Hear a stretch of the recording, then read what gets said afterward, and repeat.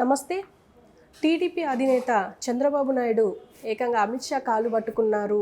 మరి ఇది పొత్తుల కోసమా ఇంకా దేనికోసమా అనేది మనకు వివరించడానికి జగదేవ్ గారు ఉన్నారు. ఆయన అడిగి తెలుసుకుందాం. నమస్తే సార్. నమస్తే సార్, అమిత్ షా కాళ్ళు టీడీపీ అధినేత చంద్రబాబు నాయుడు గారు కాళ్ళు పట్టుకున్నారు అని చెప్పి వినిపిస్తుంది. అంటే ట్రోల్ అవుతుంది ఒక ఫోటో. అది ఎంతవరకు నిజం అంటారు? అది ఎంతవరకు వాస్తవం అంటే ఎలా చెప్తాం? ఇంతకుముందు కూడా ఇలాగే టీడీపీ మహానాడుకు సంబంధించి ముందు ఒక మీటింగ్ పెట్టుకున్నారు అమరావతిలో, విజయవాడలో. పెట్టుకున్నప్పుడు అప్పుడు ఆయన పేరు గుర్తులేదు, మంత్రి టీడీపీ అప్పుడు టీడీపీ గవర్నమెంట్లో. దానికి లోకేష్ గారు ఇలాగ వేలు చూపిస్తూ ఇలా మాట్లాడుతూ కొంచెం ఫేస్ సీరియస్గా ఉంది. దాన్ని వెంటనే నెట్లో ఎలా వైరల్ అయిందంటే, మంత్రిని కూడా చూడకుండా లోకేష్ గారు వార్నింగ్ ఇస్తున్నారు అన్నట్టుగా, మంత్రి పేరు గుర్తు రావట్లేదు అంటున్నట్టుగా వైరల్ అయింది. దానికి తర్వాత అది మొత్తం నెట్ అండ్ ఇట్లా మొత్తం చంద్రబాబు గారు తర్వాత ఈయనే అన్నట్టుగా ఫీల్ అవుతున్నాడు, బాగా అహంకారంతో ప్రవర్తిస్తున్నాడు అన్నట్టుగా చాలా. సరే ఏంటి అని మొత్తం ఎంక్వైరీ చేస్తే ఆయన వరకు రీచ్ అయింది. ఆయనే ప్రెస్ మీట్ పెట్టాడు. బాబు, నేను ఆయనకి ఏదో సందర్భంలో నేను మామూలుగా మాట్లాడుకున్నాను అంటే కరెక్ట్గా అక్కడ ఫోటో క్లిక్ అయింది, దాన్ని ఇలా అనుకున్నారు, మీరు కావాలంటే ఆ మంత్రి గారిని కూడా అడగచ్చు, నన్ను చాటుగా పెట్టి అడగచ్చు, లేదు ఇంకే సభలో చాలామంది ఉన్న వాళ్ళని కూడా అడగచ్చు అని చెప్పి.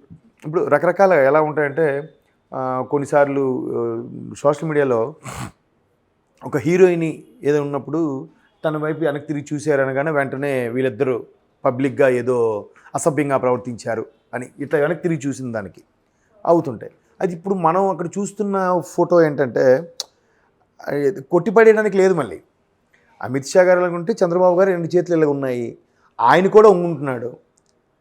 పైగా చంద్రబాబు గారు వయసులో పెద్ద అమిత్ షా గారి కన్నా కదా.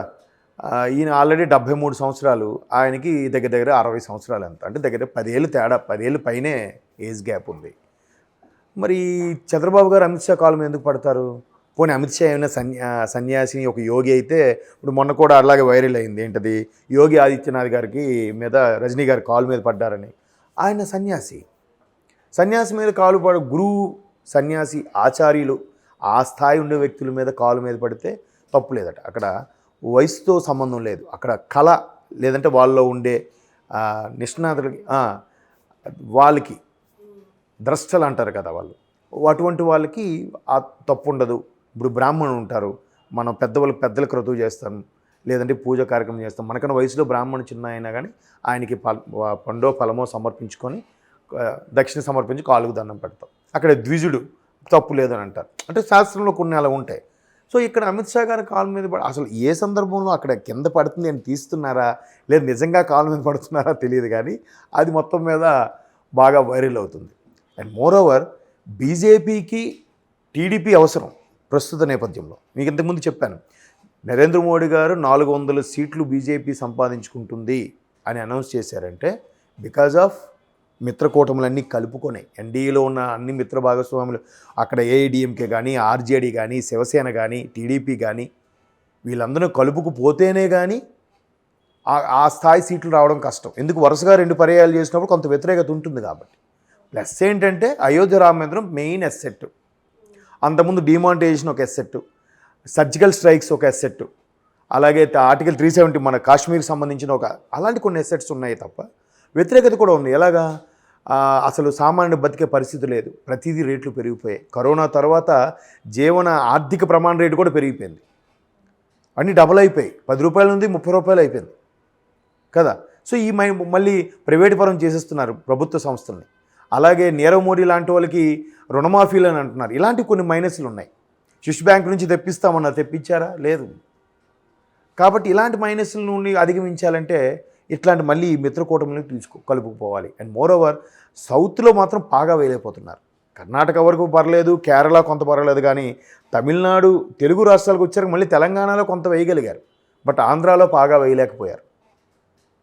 అప్పుడు 2014 2 సీట్లే వచ్చాయి, బట్ బాబు గారు రాలేదు. రెండింటికి కూడా మంత్రి పదవి ఇచ్చారు, పక్కన పెట్టండి. సో ఇప్పుడు బీజేపీకి టీడీపీ అవసరం. బీజేపీ ఎప్పటి నుంచో కలవాలని చూస్తుంది, వీళ్ళు అవసరం కాబట్టి అక్కడ గౌరవంగా పిలిపించుకున్నారు. అది బిహైండ్ ది సీన్ బ్రాకెట్ల విషయాలు చాలా ఉంటాయి.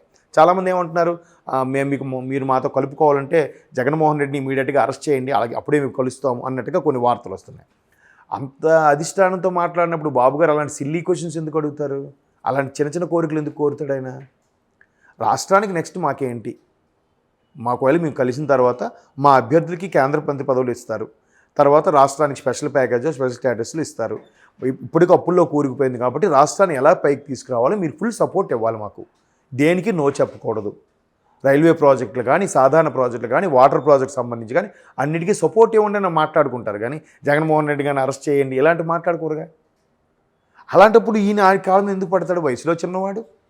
పైగా ఈయన చంద్రబాబు నాయుడు గారు ఒకప్పుడు ఎన్డీఏ కన్వీనర్గా ఉన్న వ్యక్తి, వాజ్పేయి, అడ్వాణీ లాంటి మహామహులతో పనిచేసిన వ్యక్తి. ఈయన వయసులో పెద్దవాడు, అనుభవంలో పెద్దవాడు. ఈయన ఎందుకు కాలం మీద పడతాడు? ఏ సందర్భంలో పడ్డారు? ఏం క్లిక్ అయ్యింది? కాకపోతే అది ఈ మధ్యన ఒక టీవీ షో వస్తుంది, సుమగారిదో ఎవరిదో సంథింగ్. ఆ టీవీ షోలో ఏంటంటే ఒక క్లిప్పింగ్ చూపిస్తారు. ఆ క్లిప్పింగ్ మీద ఎవరు కామెంట్ ఏంటని చెప్పాలి. ఒక్కొక్క కామెంట్ ఒక్కొక్కరు ఒక్కొక్కలా కామెంట్ చేస్తుంటారు. మీరు ప్రోగ్రామ్ చూసారో లేదు. సో అట్లాగా ఇప్పుడు అమిత్ షా గారి దగ్గర అలా బెండ్ అయినట్టుగా బాబు గారిని పెట్టి ఒక కామెంట్ అని పెడితే 1,00,000 కామెంట్లు వస్తాయేమో. ఆయన కాలు మీద పడ్డాడని, లేదా ఆయనే పడుతుంటే ఈయన లేపాడని, రకరకాలుగా ఎవరికి నచ్చిన వెర్షన్ వాళ్ళు రాసుకుంటుంటారు. కాబట్టి ఈయన పడరు. బట్ అది ఎందుకు ఆ ఫోటో అలాగ వచ్చిందో, ఎందుకు వైరల్ అయ్యిందో, ఎవరు అలా చేశారో, ఇవాళ రేపు ఎలా అయిపోయిందంటే ప్రతి ఒక్కడికి కూడా వ్యూస్ ఎక్కువ రావాలి, ఎదుటివాడి మనోభావాలు దెబ్బతిన్నా పర్లేదు, సెలబ్రిటీల అంతరంగికంగా ఆ 4 గోడల మధ్యన ఏం జరుగుతుందో నేను చూపించాలి, నాకు వ్యూస్ రావాలి, నాకు మిలియన్స్ వచ్చేయాలి. ఇదే కాన్సెప్ట్. అది మనోభావాలు దెబ్బతింటే వాడు పాపం పరుగు పోతుంది, వాడు ఎంత సఫర్ అవుతాడు, ఎంత బాధపడతాడని కూడా ఆలోచించట్లేదు. నాకు ఎన్ని వ్యూస్ వచ్చాయా, నాకు ఎన్ని లైక్స్ వచ్చాయా, నాకు ఎంతమంది సబ్స్క్రైబ్ చేస్తున్నారా లేదా, ఇదే ఆలోచిస్తున్నారు. ఈ ధోరణిలో ఉంది. కాబట్టి ఇప్పుడు అసలు శాటిలైట్ కన్నా, ఎలక్ట్రానిక్ మీడియా కన్నా సోషల్ మీడియా చాలా పవర్ఫుల్ అయిపోయింది. కాబట్టి దేన్ని నమ్మలేకపోతున్నాం. కొన్నిసార్లు నిజంగా వాస్తవమైనా కూడా ఇది నిజంగానా, లేదంటే ఎవరైనా మ్యానిపులేట్ చేసి ఇట్లా ఏఐ యూజ్ చేసి, ఆర్టిఫిషియల్ ఇంటెలిజెన్స్ యూజ్ చేసి ఏమైనా చేశారా అని డౌట్ వస్తుంది. అంతే కదా. ఈ సోషల్ మీడియా కూడా ఎలా ఉందంటే ఏమి రోడ్ సైడ్ ఉన్న స్టార్లను చేసేస్తున్నారు, స్టార్లను కింద పడేస్తున్నారు. ఇప్పుడు మొన్న రీసెంట్గా కుమార్ ఆంటీ గారు వచ్చారు.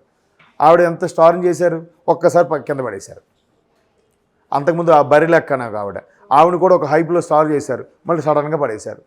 సోషల్ మీడియా ఎప్పుడు ఎవరిని ఎత్తి పడేస్తుందో, ఎవరిని దించేస్తుందో, కుదేలు చేస్తుందో తెలియట్లేదు.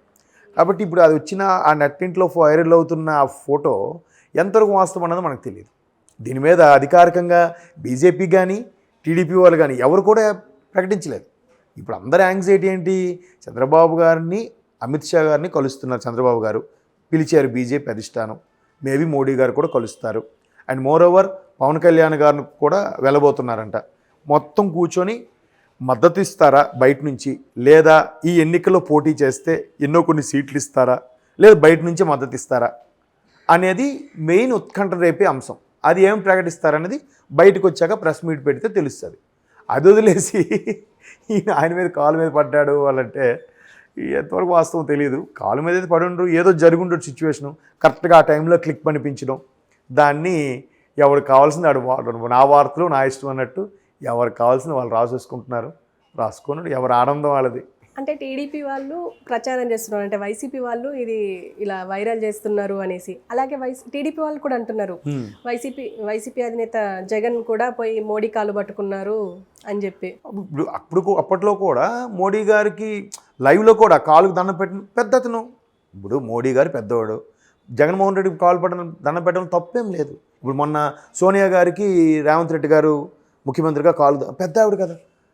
అంత ఈ పెద్ద అధినేత పక్కన పెడితే, సుపీరియర్ విషయం పక్కన పెడితే వయసులో కూడా పెద్ద ఆవిడ కదా. ఆవిడ అసలు గొప్ప విషయం ఏంటంటే మరో యాంగిల్ ఆలోచిస్తే మన్మోహన్ సింగ్ గారికి ప్రధానమంత్రి ఇచ్చారు, కానీ ఆ టైంలో ఆవిడ అవ్వాలనుకుంటే అవ్వలేదా?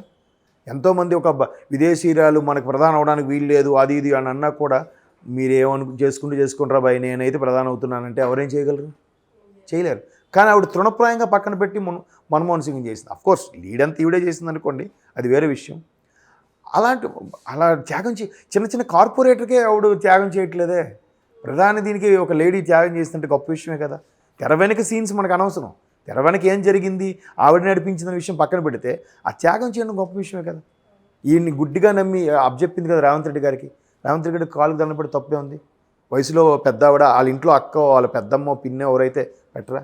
జగన్మోహన్ రెడ్డి గారు మోడీ పెద్ద అయినప్పుడు పెట్టి తప్పులేదు. కానీ ఇక్కడే కామెడీ ఏంటంటే అమిత్ షా గారు చంద్రబాబు గారు కానీ చాలా చిన్నవాడు.